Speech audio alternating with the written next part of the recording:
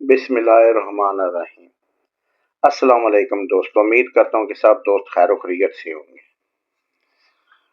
आज ये cat fish, जो दोस्त मेरी वीडियो देखते रहते हैं उनको तो पता है, जो नए आने वाले हैं उनको भी बताता हूँ कि ये कैट फिश मैंने ना एक तजर्बे के तौर पर डाली थी और अंडरग्राउंड ये एक छोटा सा पाउंड बना कर ना उसमें डाली थी।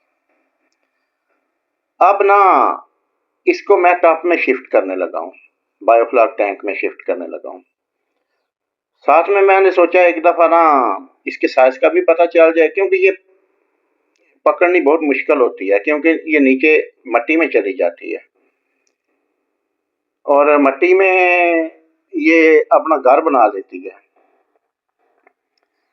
और ये पकड़ने के लिए, पानी निकालने के लिए, क्योंकि ड्रेन का मैं उस टाइम एमरजेंसी इसमें डाली थी तो ड्रेन का सिस्टम नहीं बनाया था, तो ये लड़के लगाए हुए हैं कि उन्होंने पानी पहले तो ये पाइप में भर के निकाला ऊपर से सारा, लेकिन अभी नीचे से नहीं निकल रहा, तो वो एक खाली सी बना के निकाल रहे हैं पानी निकाल के।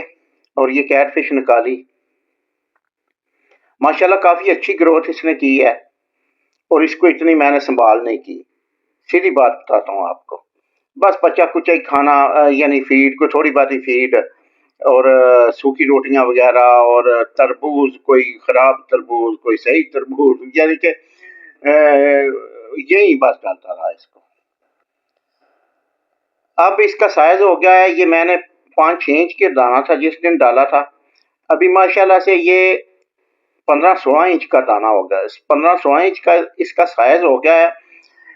और वेट मैंने नहीं क्या कर सका, क्योंकि मेरे वो वेट मशीन के सेल खत्म हुए थे, अभी मैं करने लगा था। लेकिन आपको पता है जब काम कर रहे हो ना इस तरह का, यानी पकड़ा पकड़ाई, ये वो साथ में टेंशन होती है कि जल्दी जल्दी इसको तो क्या कहते हैं कि शिफ्ट भी किया जाए, इसलिए वेट नहीं मैं कर सका। लेकिन अब ये टॉप में से पकड़ी जाएगी इंशाल्लाह वो जाली से, तो वेट भी करके बताऊंगा। लेकिन इसका साइज जो है ना 17-18 इंच के लगभग हो गया है, 18 इंच तक भी हो गया है, काफ़ी अच्छी ग्रोथ की है। अब इसकी देखभाल करते हैं इधर। ये भी मैं आपको बता दूं कि इस टब में ना इसी साइज की तकरीबन है पंगेसियस, तो मैंने सोचा साथ में ये भी देख लूं कि ये इकट्ठी रह सकती हैं, नहीं रहती, क्या करती हैं, एक तंग तो नहीं करती। ये कल शिफ्टिंग की थी तो वीडियो अभी बना रहा हूँ, इसलिए ये भी आपको बता दूं कि सुबह मैंने उठकर फीड वगैरह डाली, ज़बरदस्त फीडिंग की, दोनों ने मिल के की, कोई एक दूसरे को तंग नहीं करती, एक दूसरे के साथ भागती नहीं। अगर एक ग्रुप फीडिंग कराते हैं, एक ग्रुप में पंगेसियस भी है तो और कैट फिश भी है, तो इसका मतलब है कि लड़ती झगड़ती नहीं है। तो इंशाल्लाह मैं पूरी आपको इसकी मुकम्मल जो है ना, जो भी इसका रिजल्ट आएगा आपसे शेयर करता रहूँगा, और चैनल को सब्सक्राइब कर दीजिएगा,